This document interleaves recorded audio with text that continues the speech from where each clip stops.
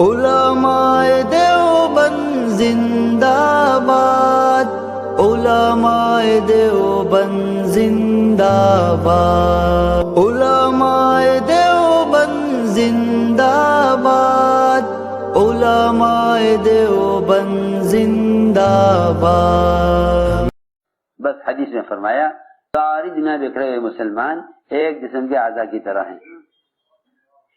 اگر پوری دنیا کے کسی کونے میں بے دینی ہے تو ساری امت بیمار ہے۔ اگر بے دینی کسی ایک کونے میں کسی ایک ملک میں ہے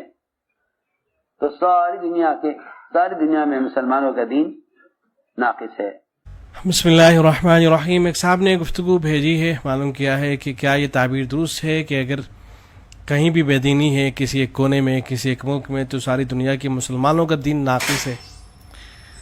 کیا یہ کہنا درست ہے؟ تو جواب میں عرض ہے، دیکھیں یہ کہنا کہ اگر دنیا میں کہیں پر بھی بے دینی ہے کسی ایک ملک میں بے دینی ہے تو ساری دنیا کے مسلمانوں کا دین ناقص ہے، یہ تعبیر کسی بھی طرح سے درست نہیں ہے۔ اس لیے کہ اگر اس تعبیر کو درست مان لیا جائے تو اس کا سیدھا سے مطلب یہ ہو جائے گا کہ اس وقت پوری دنیا کے اندر جتنے بھی مسلمان بستے ہیں ان میں سے کسی کا دین بھی جو ہے مکمل نہیں ہے، بلکہ سب کا دین جو ہے ناقص ہے، سب کا دین ناقص اور ادھورا ہے۔ خود سعد صاحب کا دین ناقص اور ادھورا،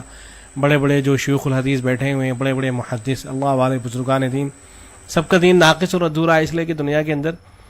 کسی نہ کسی ملک کے اندر کسی نہ کسی کونے کے اندر بے دینی تو ظاہر پائی جا رہی ہے، اور بے دینی تو بہت زیادہ ہے پوری دنیا میں مسلمانوں کے درمیان میں، تو سارے کے سارے جو ہے ناقص دین والے بیٹھے ہوئے ہیں اس وقت۔ اور پھر یہ صرف اس صدی کا مسئلہ نہیں بلکہ ہر صدی کا یہی مسئلہ رہے گا۔ 1400 سالہ جو اسلامی تاریخ ہے، اس 1400 سالہ اسلامی تاریخ میں کبھی بھی کہیں بھی آپ کو یہ نہیں ملے گا کہ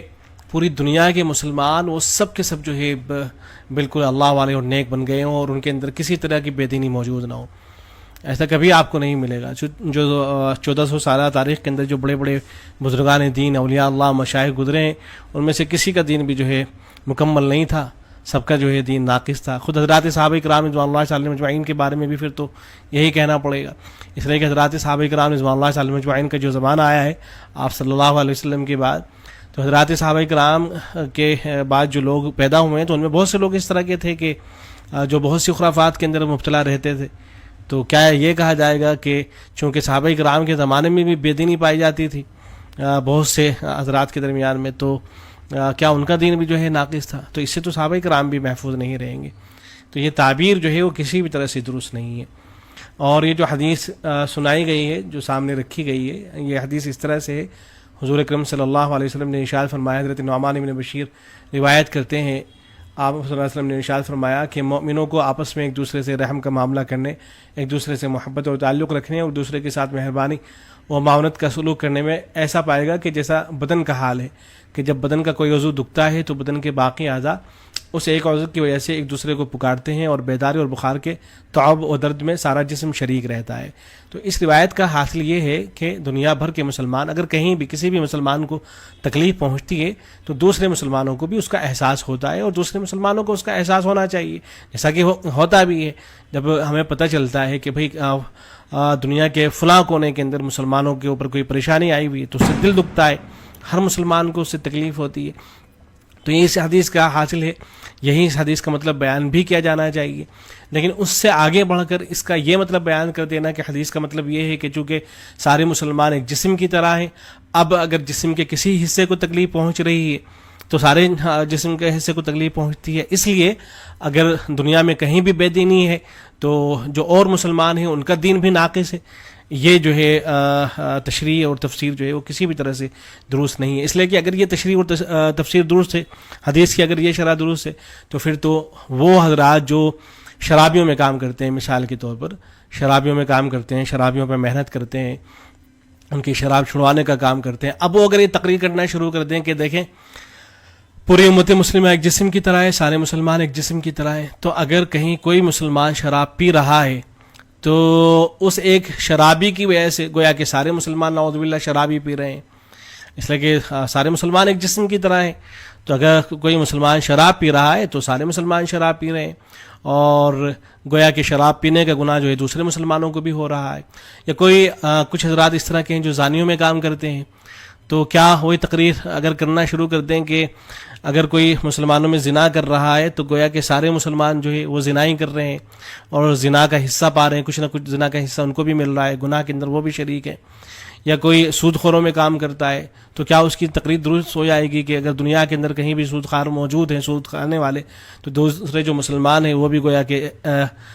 سود خوری کے اندر جو ہے مبتلا ہیں، اس لیے کہ مسلمان تو ایک جسم کی طرح ہوتے ہیں. تو جس طریقے سے یہ تقریر صحیح نہیں ہے کہ دنیا کے اندر اگر شرابی ہے تو ان شرابیوں کی وجہ سے جو اور مسلمان ہیں ان کو شرابی نہیں کہا جا سکتا ہے، زانی ہے اگر تو دوسرے مسلمانوں کو زانی نہیں کہا جا سکتا ہے. تو ایسے اگر دنیا کے اندر بے دینی ہے تو بے دینی کی وجہ سے جو دوسرے مسلمان ہیں ان کے بارے میں یہ نہیں کہا جائے گا کہ ان کا دین جو ہے ناقص ہے یا وہ بھی جو ہے بے دینی ہے. تو اس حدیث کی یہ تشریح جو ہے کسی بھی طرح سے صحیح نہیں ہے. اور جب ان حضرات سے کہا جاتا ہے کہ بھئی اس طرح کی تعبیریں اختیار کرنے کی کیا ضرورت ہے، تو ان حضرات کی طرف سے عام طور سے جواب دے دیا جاتا ہے کہ بس ہم تو تعبیریں اس لیے استعمال کر لیتے ہیں اس طرح کی تاکہ مسلمان جو ہے وہ توجہ دیں، تبلیغ جماعت سے وابستہ ہوں، زیادہ اس کی اہمیت کو سمجھیں. تو اس کے لیے دوسری مناسب تعبیریں بھی اختیار کی جا سکتی ہیں. اس طرح کی تعبیریں اختیار کرنا کہ جس سے یہ محسوس ہونا شروع ہو جائے کہ اگر دوسرے حضرات وہ تبلیغی جماعت سے وابستہ نہیں ہوتے ہیں تو ان کا دین تو ناقص ہے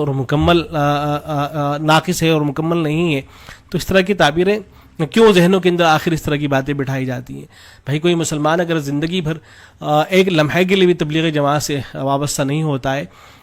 لیکن اس کے عقائد اور نظریات صحیح ہیں، نبی اکرم صلی اللہ علیہ وسلم جو دین لے کر آئے تمام باتوں پر وہ ایمان رکھتا ہے، تمام چیزوں کو مانتا ہے، تو اس کا دین مکمل ہے، اس کو آپ ناقص اور ادھورا نہیں کہہ سکتے.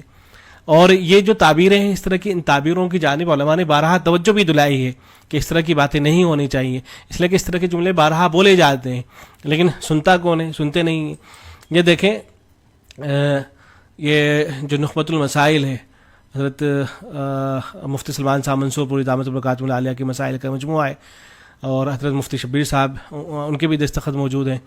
تو اس پہ جو یہ سوال کیا گیا، یہ سوال جو ہے آیا کہ بعض لوگوں کا کہنا ہے کہ بغیر دعوت کے ایمان مکمل نہیں ہوتا ہے، کیا تبلیغ علم حاصل کرنے سے زیادہ ضروری ہے؟ تو جواب میں انہوں نے لکھا ہے کہ کسی کا یہ کہنا کہ بغیر دعوت و تبلیغ کے ایمان مکمل نہیں ہوتا یہ غلو کی بات ہے، کیونکہ ایمان کا مطلب ہے کہ آدمی دل سے تمام ضروری عقائد پر یقین رکھے اور اسلام کا تقاضا ہے کہ سبھی فرائض کو بجا لائے اور منکرات سے بچے. اس کے لیے کسی خاص جماعت سے وابستہ ہونا لازم نہیں ہے، بلکہ جو شخص بھی صحیح عقیدہ رکھے گا اور دین پر عمل کرے گا وہ کامل مومن کہلائے گا. حضرت شیخ الاسلام مفتی تقی عثمانی صاحب دامت البرکاتہ العالیہ نے جو لیٹر لکھا تھا سعد صاحب کے نام، تو اس میں اس لیٹر کے اندر توجہ دلائی تھی کہ آپ یہ جملے بولتے ہیں، آپ یہ بات کہتے ہیں. سعد صاحب سے کہا تھا کہ اگر یہ کہہ دیا جائے کہ گشت کے بغیر ایمان کامل نہیں ہوتا تو نہ کوئی غلو ہے نہ کوئی حد سے تجاوز کی بات ہے. گشت کا موضوع امر بالمعروف اور نہی عن المنکر ہے. جب ان دو فریضوں کا موضوع گشت ہے اور یہ دو فریض ادا کرنے اپنی ذات سے ایمان باللہ کے لیے ضروری ہیں، تو پھر گشت کے بغیر ایمان کیسے کامل ہو سکتا ہے؟ لیکن اس پر انہوں نے کہا کہ نہیں، میں تو ایسی باتیں نہیں کرتا ہوں، اور اگر میں نے کوئی اس طرح کی بات کی بھی ہے تو میری مراد بھی وہی ہے جو آپ کی مراد ہے. اس طرح کا جواب لکھ کے بھیج دیا صاحب نے. تو اب دیکھیں بات تو وہ وہی کر رہے ہیں. اب حدیث کے اندر ایک مضمون موجود ہوتا ہی نہیں ہے لیکن ان کے ذہن کے اندر جو بات چل رہی ہوتی ہے تو اسی بات کو بدل کر جو ہے ریپیٹ کر رہے ہوتے ہیں. اب انہوں نے یہ تعبیر اگر بہت ممکن ہے کہ اب ان کو استعمال نہ کر رہے ہوں، لیکن اب یہ نئی تعبیر لے کے آ گئے ہیں اور نئی شرح کر دی ہے کہ اگر دنیا کے اندر کہیں بھی بے دینی ہے تو پھر تمام مسلمانوں کا جو ہے دین ناقص ہے. تو اللہ جانے کیوں اس طرح سے یہ تعبیریں جو ہے اختیار کی جاتی ہیں. دوسری اور مناسب تعبیریں ہو سکتی ہیں، یہ کہہ دے آدمی کہ بھئی دنیا کے اندر اگر کہیں بے دینی ہے تو مسلمانوں کو اس کے بارے میں فکر مند ہونا چاہیے، توجہ دینی چاہیے، جو کچھ بھی مسلمان کر سکتے ہوں کرنا چاہیے. آدمی اپنے علاقے کا بھی خیال رکھے، دوسری جگہ اگر وہ کوئی کوشش کر سکتا ہے تو وہاں بھی جو ہے کوشش کرے. تو مناسب تعبیریں اس کے لیے استعمال کی جا سکتی ہیں، لیکن بالکل اس طرح کی تعبیریں کہ دینی ادھورا ہے، ناقص ہے، دین مکمل نہیں ہے، اس طرح کی باتیں کرنا کہ سننے والوں کو یہ محسوس ہونے لگے کہ جو حضرات اس کام سے وابستہ نہیں ہیں ان کا تو دینی مکمل نہیں ہے، ادھورا دین لیے بیٹھے ہیں. تو اس طرح کی تعبیریں تو یہ غلو پر مبنی ہیں اور کسی بھی طرح سے اس طرح کی تعبیریں استعمال نہیں ہونی چاہیے. اللہ کرے کہ ان حضرات کی بات سمجھ میں آئے. السلام علیکم ورحمۃ اللہ. علماء دیوبند زندہ باد، علماء دیوبند زندہ باد، علماء دیوبند زندہ باد، علماء علماء دیوبند زندہ باد.